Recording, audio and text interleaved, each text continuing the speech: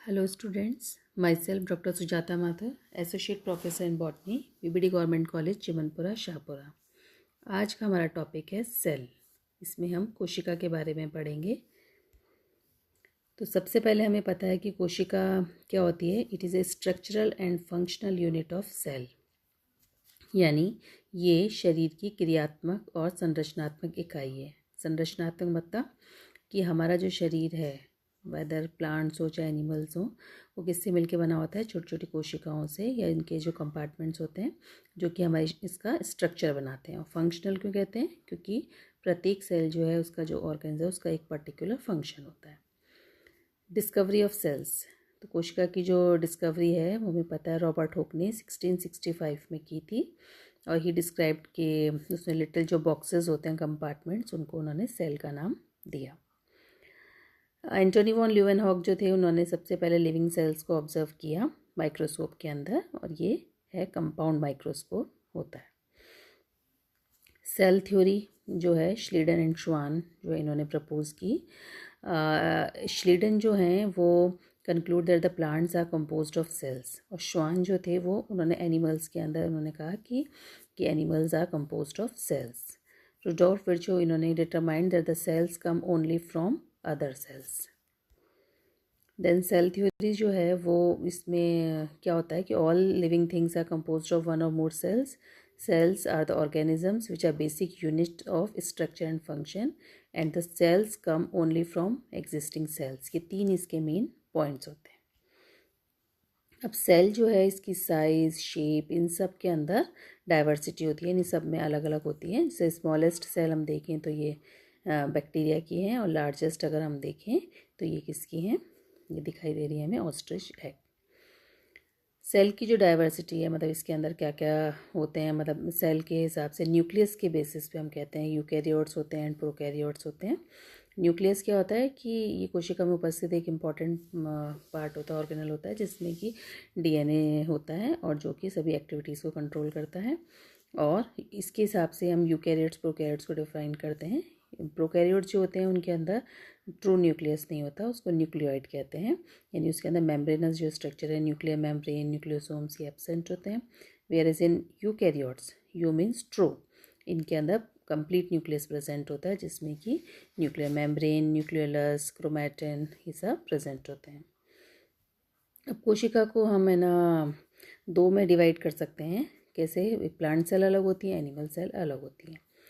Plant cells और animal cells जो होती हैं वो उनके मतलब they are very similar except for the following reason. सबसे पहले तो ये होता है कि प्लांट्स जो होते हैं उनके अंदर क्लोरोप्लास्ट प्रेजेंट होता है, जबकि एनिमल्स जो हैं उनके अंदर क्लोरोप्लास्ट नहीं पाया जाता।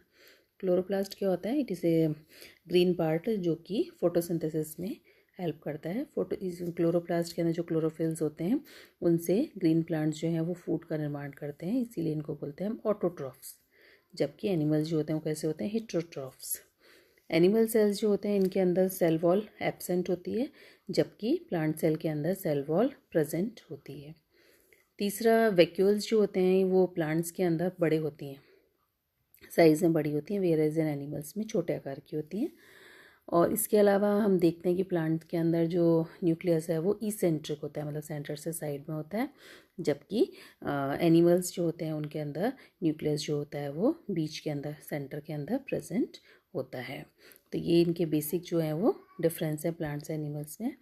फिर ऐसे ही हम यूकैरियोट्स प्रोकैरियोट्स की भी हमने बात की कि यूकैरियोट्स जो होते हैं प्लांट्स एनिमल्स कोई भी हो सकते हैं, और प्रोकैरियोट्स जो होते हैं उसके अंदर लोअर एनिमल्स, लोअर जो ऑर्गेनिजम्स हैं, बैक्टीरिया, ये सब आते हैं। यानी कि यूकैरियोट्स जो होते हैं उनमें मेम्ब्रेन बाउंड स्ट्रक्चर प्रेजेंट होते हैं, न्यूक्लियस जो होता है वो वेल डेवलप्ड होता है, जबकि प्रोकैरियोट्स के अंदर प्रिमिटिव न्यूक्लियस, जिसको कि न्यूक्लियोइड कहते हैं, प्रेजेंट होता है, और मेम्ब्रेनस स्ट्रक्चर जो है वो एब्सेंट होते हैं।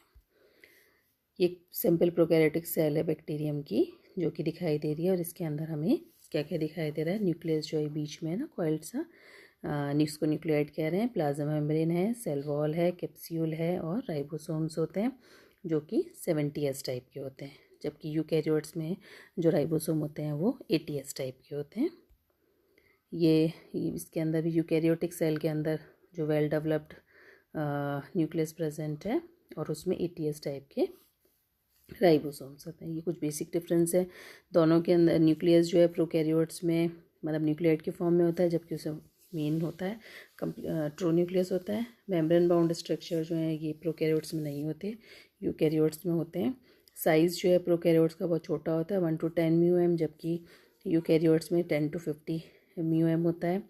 और इनका जो इवोल्यूशन है ये 3.5 बिलियन ईयर्स अगो हुआ, इनका 1.5 बिलियन ईयर्स अगो। साइटोप्लाज्म दोनों में प्रेजेंट होता है, सेल मेम्ब्रेन दोनों में पाई जाती है। सेल वॉल जो होती है वो प्रोकैरियोट्स में कुछ में होती है, जबकि यूकैरियोट्स में केवल प्लांट्स में होती है। राइबोसोम्स दोनों में प्रेजेंट होते हैं, लेकिन प्रोकैरियोट्स के अंदर 70s टाइप के होते हैं, यूकैरियोट्स के अंदर 80s टाइप के होते हैं। डीएनए जो होता है प्रोकैरियोट्स में सर्कुलर होता है, फ्री फ्लोटिंग होता है। क्यों होता है? क्योंकि डीएनए किस में प्रेजेंट होता है?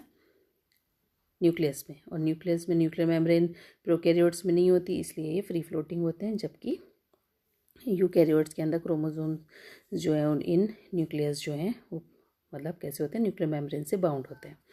एग्जाम्पल्स यदि हम देखें तो प्रोकैरियोट का एग्जाम्पल क्या हो गया? बैक्टीरियम। और यूकैरियोट्स के अंदर सभी प्लांट्स, एनिमल्स, फंजाई, प्रोटिस्टा, ये सब चीज़ें आती हैं। Thank you.